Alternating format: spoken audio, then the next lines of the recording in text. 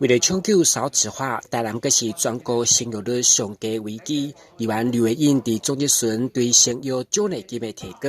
地方特色的新生儿礼包、甲有性妇女的产检交通补助等相关的照顾，希望落实公办到厝做回来以及托育的平台，让少年爸母加生享受有专业的证照、介绍甲服务拢公开透明的月色服务。因为月嫂目前在台南市，在台湾，它并没有证照制度，并没有相关的一个登记的制度，所以告诉讲，咱有一个月嫂的相关的这个平台，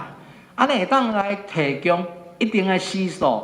来做职训。那透过一个考试遴选，那它就可以培育出优质的一个月嫂。那另外一部分也可以来创造妇女的一个2度就业机会。能够让月嫂的供跟需，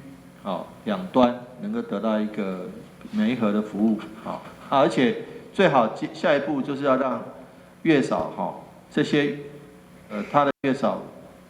怎么样建立一个认证制度了，譬如说你这个平台媒合出去的，结果后来发生问题，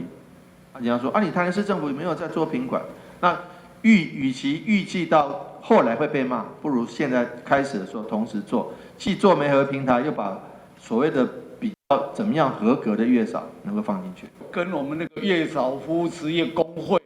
就一直在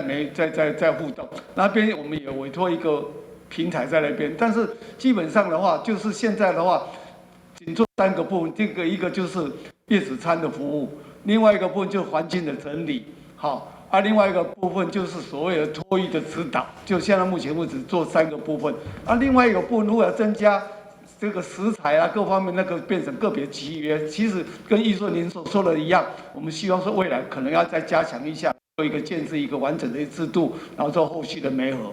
面对选举压力，议员刘慧英伫总结孙将对市长吴伟霆的对手加拢解，日前强烈批判经发局长外哥，伊却提出伊是全国评鉴第1名，台南经济发展6都评比第1的成绩，所以会中特别送市长消毒水，避免被谣言中伤。有介绍时，得要赶紧澄清，幸福民众一个清气的选举。台南新闻，阮志林跟采访报道。